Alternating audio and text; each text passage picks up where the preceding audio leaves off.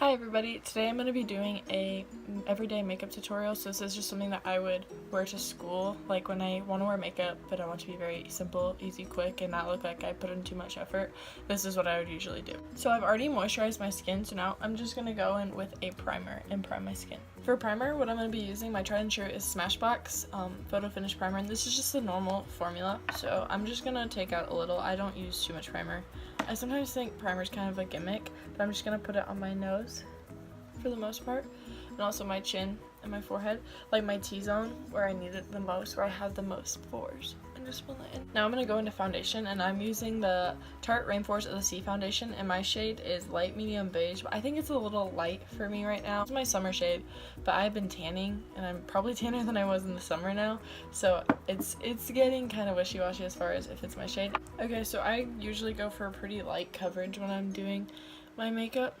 I'm not really concerned with, looking ridiculously flawless, so I'm using just a beauty blender, and I usually start on my cheeks.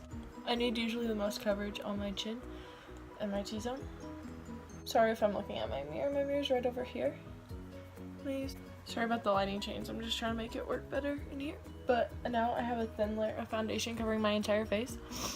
And my next step is going to be concealer. For concealer is the Maybelline Instant Age Rewind, and this is like really cheap at the drugstore, and all I do is put a little bit under my eye like that, maybe just a little on my nose to like highlight just a little bit. And I always blend my under eyes out last because those tend to crease the fastest and the most, so I just keep it in the middle first and then my under eyes. And then right after I blend out my under eyes, I'm going to go in with a powder to set it. I'll be using the RCMA powder just a little bit, and I'm just taking a different sponge, not my one that I use for my foundation, and I'm just going to apply this right under my under eyes. It's kind of baking, but I really don't leave it there for very long. And then I'll just pack the rest into my other spots on my face, because I tend to get very oily in the center of my face. So in my T-zone, like all the places that I concealed with the Age Rewind concealer are also places that I tend to get dry, oily, so I'm trying to make it drier with this powder so it won't get so shiny throughout the day. I'm pretty much gonna dust it off right away. I don't really leave it there to bake. I don't think it's that necessary. If you do, cool, but I don't really feel that I need that time. Now I'm going to just take, this is a Real Techniques, just the big fluffy brush. It's called their powder brush. It's very cheap if you get it at the store. And I'm going to use the same RCMA powder and just use this to set my cheeks. And I've heard mixed thoughts on the RCMA powder. I like it, and it's very affordable, so I recommend it.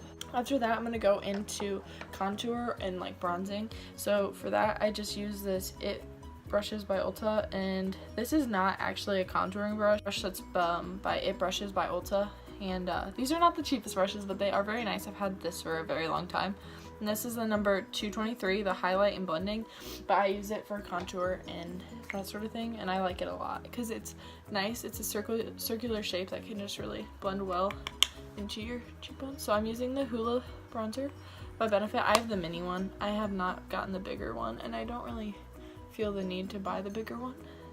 And then I'm gonna go under my jawline, and make sure you get this all the way back to like your hairline, because otherwise it looks like you have like a brown powder that came just from your out of nowhere. So you want to make sure you get it right there and blend it. Then I'm gonna go around my forehead. I have kind of a big forehead, so I like this step. Now I'm going to go in with blush, and this is the blush that I use almost every single day. I rarely switch up my blush just because I like this one a lot. I'm not a huge blush girl because I like to be very, very subtle. So this one is the Tarte blush, and it's in the shade Captivating, and I love it. I know that these Tarte blushes have a very good rep, and lots of people use them, and I'm just putting on a little, like not much at all. And the brush that I'm using right now is just an Ulta blush brush. It's just the Ulta brand. I like it a lot, and this is pretty much the only blush brush that I've used consistently. Okay, now I'm going to use the Precisely My Brow by Benefit brow pencil, and I use shade 3, but I think I need to go up a shade, but it still works. It's just a little a little warm for my eyebrows, I would say, but I still like it a lot. And I'm not very good at doing eyebrows, I will not lie, but I have very thin eyebrows, so for me, doing the whole bold thick doesn't always look the greatest because it just looks so much different than my natural brow. I do my brows pretty natural. I don't do a whole lot with them, but I do fill them in some because they are pretty rough without anything in them. And then to go over top of it, this is just a sample size that I think I got in like an Ipsy or maybe Sephora glam bag, and it's just the Gimme Brow by Benefit. So this is also shade 3. Just use it as a gel to go over, and I like it. It helps them stay in place. I used to have the Anastasia Beverly Hills clear brow gel, but I do not know where it went. So, and I use it like all the time and it's almost empty, but I like this because it also helps my eyebrows look fuller, which I really need. So I'm going to use the Urban Decay eyeshadow primer potion, and this is, I think, the smaller version. I don't know. I don't like buying the full size because it's expensive and I'm a broke high school student. And then I just pat that in with my finger. Okay, now for eyeshadow, I usually use the Jaclyn Hill palette, the Morphe collab one, but the only thing that I wish that palette had was just a true white shadow. After I put on my primer, I always put a white shadow down or just a translucent powder. So I'm going to be using the Milk Chocolate from the original Too Faced Chocolate Bar palette, and the brush that I use all the time for almost everything is just this blending brush. I think that like the letters and everything have worn off, but it's also by It Brushes, the same brand as my contouring brush that I use.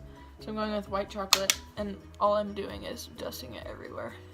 It doesn't matter here. I'm just using this so it'll make my blending easier when I actually go in with like pigmented shadows that have color. Okay, now I'm going with the Jaclyn Hill palette, and honestly, this palette, when I'm going to school, all I like to do really for eyeshadow is usually take some type of one of these like brown colors right here and put that in the crease just for some definition, and then sometimes I will put like a shimmery shadow on the lid, but I usually like to keep my eyes pretty matte. Or you can even use your bronzer that you use in your cheekbones, you can use that as a nice shade.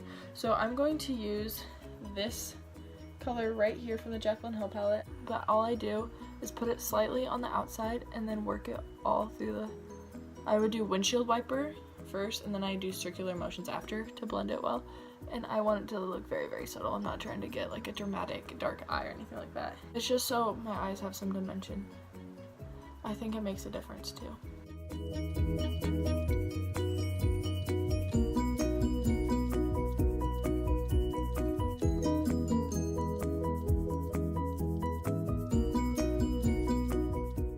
Now I'm going to be using the Modern Renaissance palette, and mine's very dirty, so don't look at that, but I'm just using the brush that it came with, the smaller packing brush end, and all I'm going to be doing is taking Vermeer, which is the top sparkly champagne shade, and all I'm going to do is put a little bit in my 2-dot area. If you want, you can also put it in your brow bone, but I usually don't, or if I do, I just use a matte color on my brow bone. Now I'm done with eyes, and I'm going to go into the last step of my face. I'm using the Chartis Pro Glow palette, and I sometimes use the contour, but more than anything I use the highlights in this palette, and by far my favorite highlight in this palette is Strobe, this color right here, this top one. And this smells really good. I think it smells like the chocolate bar by Too Faced. Like if you've ever had any of the chocolate products, it smells a lot like that. I'm using this Morphe brush. It came in a set, so I don't know like the number of it. I'm not sure what you're actually supposed to use this for, but I use it for highlighter because I like it, and I like a more intense highlight, and I think this is a good job of packing it because I used to use a different brush and it gave me more natural, but I really like just a stronger highlight, and I like to blend it with my blush a little bit.